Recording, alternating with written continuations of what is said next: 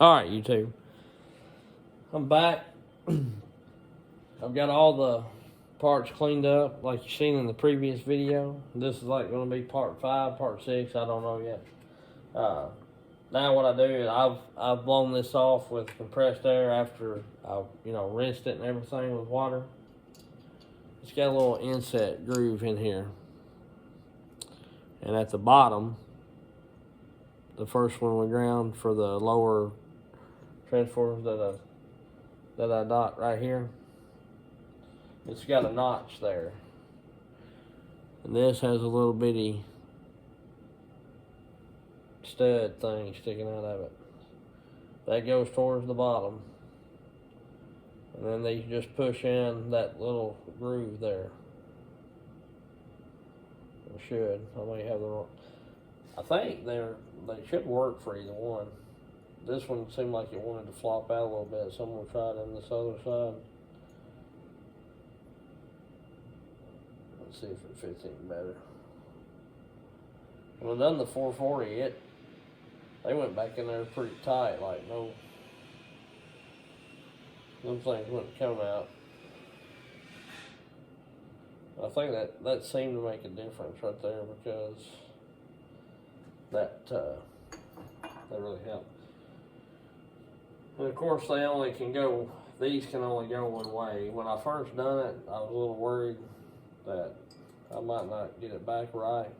This is the one I had to drill or dremel out to make a flathead or whatever. Straight, flathead, whatever you want to call it. Let's get the base gaskets in. Alright, you got the short side and you got a long side. Well, what I'm figuring out, if you're having to fight it and try to scrunch it down in there, I think they're tapered to an extent. So if you're having to fight it and really push it, then that could be a problem for sure. For sure. Alright, we got that ready. You got a tapered side and you got a straight shaft side. The tapered side goes flywheel out, right? Alright, you got an arrow on the top of this piston. You want to make sure it's pointing towards your exhaust. And the clip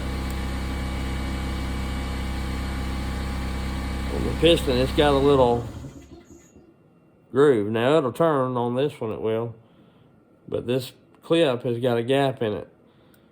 When you compress that to go up into the cylinder, you need to have that at that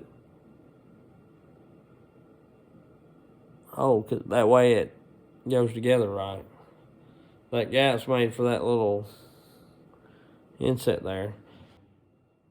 I'm the kind of person that don't want to get this all back together, find out that I done hurt it. Alright. These gray clips, or gray washers, I should say, whatever you want to call them, that goes over them bearings that I showed you that puts, in the previous video, puts on. There's a little groove that them sit in. You need to have them tight. We'll see if I can show you a pointer here. I'm not going to use that light. But anyway, oops. Let me hold that now. That just fell out of its groove. Alright, let me hold it like that. Alright, there's a groove here and a groove here. Them setting that groove, if they're spaced out, it will not grow in the groove. You'll feel it when it kind of clicks in. Everything will be in sync. Cylinder wall down kind of with oil, that way when I put this clip in, I don't know if it'll hurt or not. It just feels like a good idea to me. It's what I did last time. Oh. And when you do that, make sure that you don't lose your base gasket.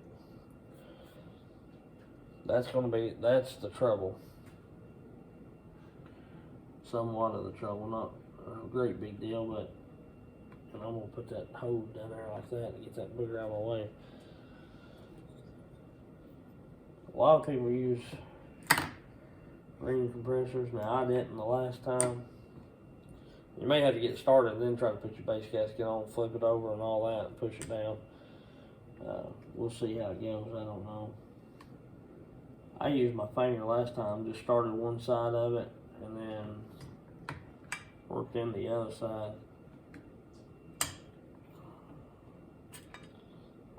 I'm gonna leave that base gasket right there until I get this.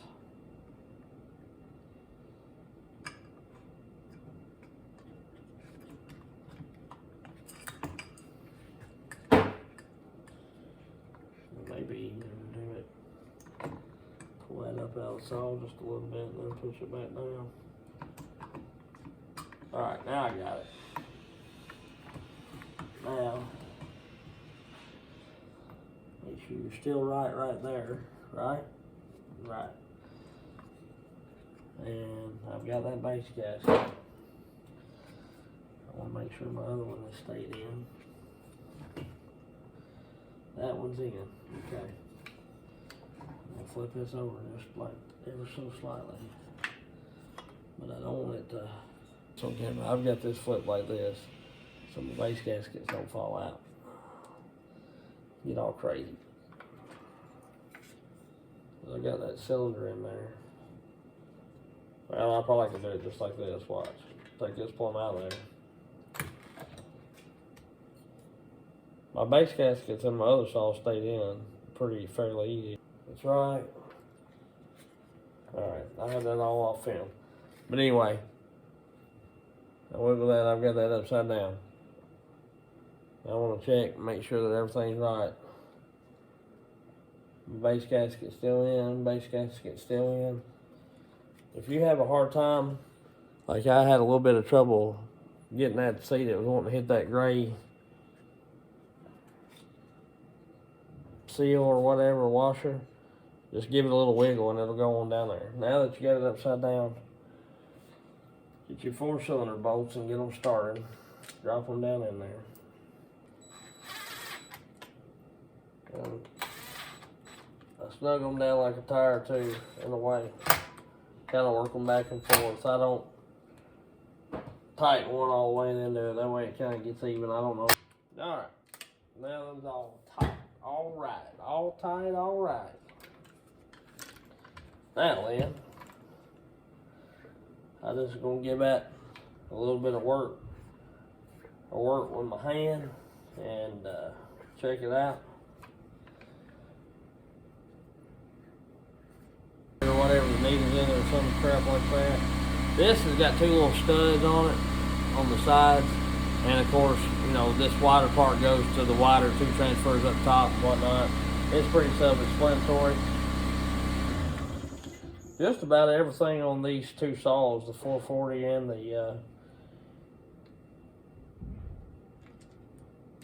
430 and the 440,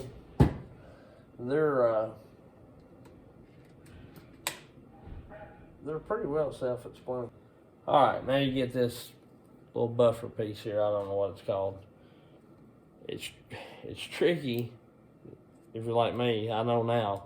But when I first done it, I thought I done something wrong because I couldn't get this to work, and it actually goes like the deep part goes towards the cylinder. It don't go with the deep part out. Just that's got that. So get all that, and it'll start looking like that. Of course, it goes with your high, low, and I would screw out to the left, primer monofold, you know. Piece on, I don't know if it matters or not. I turn the choke, like the choke's on, just to make it easier. And my daggum rubber piece stayed on this one. What, the Gerties? I'm gonna have to get that out. See if I can get it hooked back to the black piece. Oh. Shoot. Well, I don't know where that. rascal hooky did that.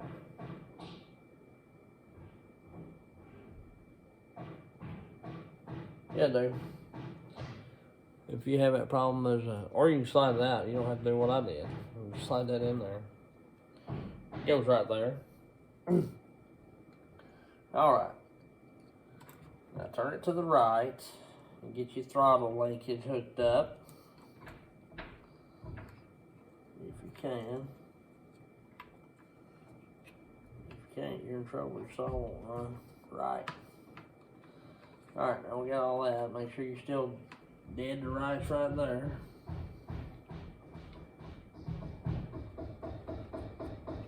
Get your black thing lined up in the hole. And you just push it down there. I said just push it.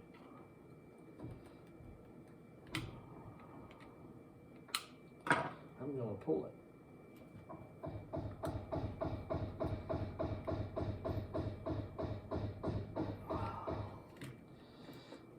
Oh, there it goes. Okay.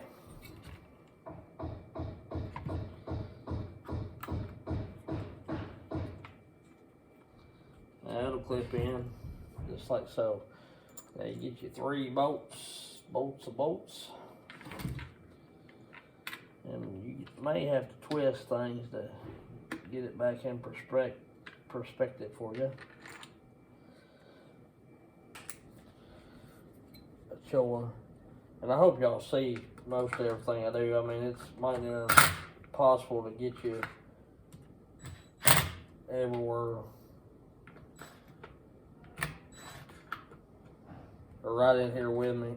And it's hard for me to do the work. I'm gonna put this broke primer bulb back in here. The long goes to the top. I'm right certain of it. And I about done what I told y'all not to do. Get that line trapped in under this. See this line that you leave on the carburetor I left? It got trapped under that black thing there. So now I'm gonna have to pull that back out. Which it wasn't hard, no big deal.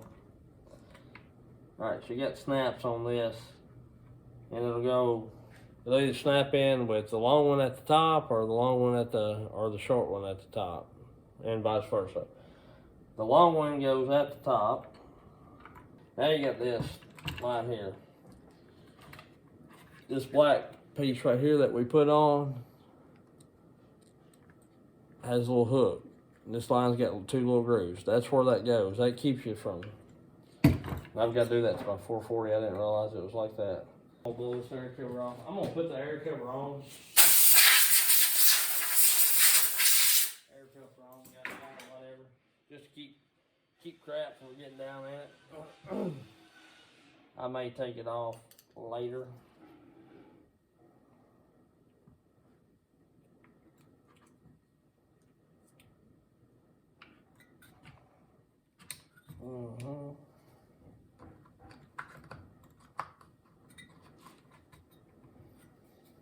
Taking it apart's a little faster than putting it together. And I'm not gonna do the muffler yet, because I'm gonna muffle body it and I'll get a video of it. Like I did my 440. Alright, now we're there for that. Got a little pin here. I guess to hook that so it don't move too far out of proportion or whatever. Because really there's only 3 bolts that hold the gas tank to the actual thing. The other ones, there's a 4th one, but it just sits there in this rubber bushing for the anti-vibe. So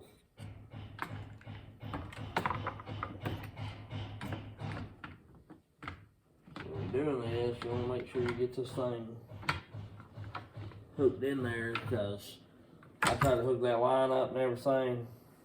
beforehand, and I mean, I had a time with it. Getting that line run back up in there.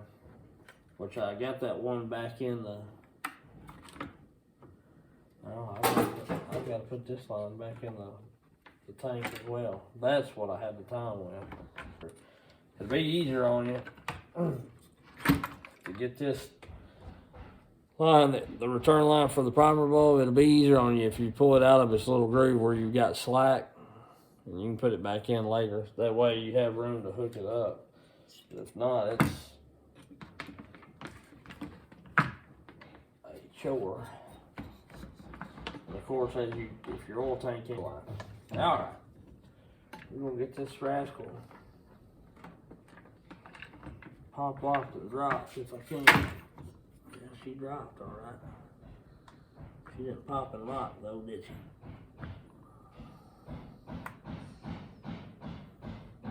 I found it's easier if you start one side in, get it past that groove, and then it allows you to push that other side. Now I'm going to shove this carburetor line up here. Make sure you don't forget to hook that up. One reason why I hooked it up very last on the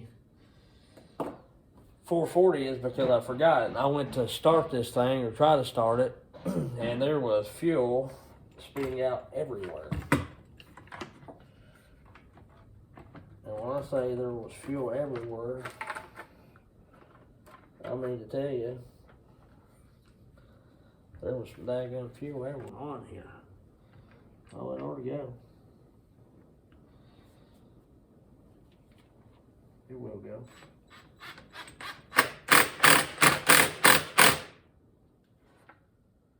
Couldn't hold my mouth right, though.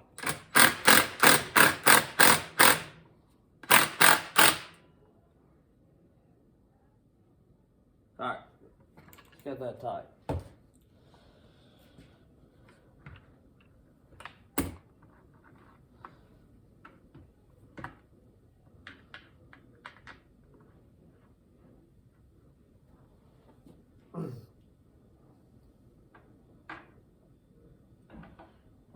Alright. I'm not going to snug this one up all the way. I just want to get it started where it's going to fall. The saw ain't going to fall apart on me again, because, like I say, you got to get that rubber bushing. I'm going to hook this gas line up. Right? Alright, it's on there. So here we go. We got that. This has got a groove, and so does your shaft, and it's got to be lined up. If it's not, it will not go, and you will do what I just did. And if you move it off that line, it will mess with your timing very badly.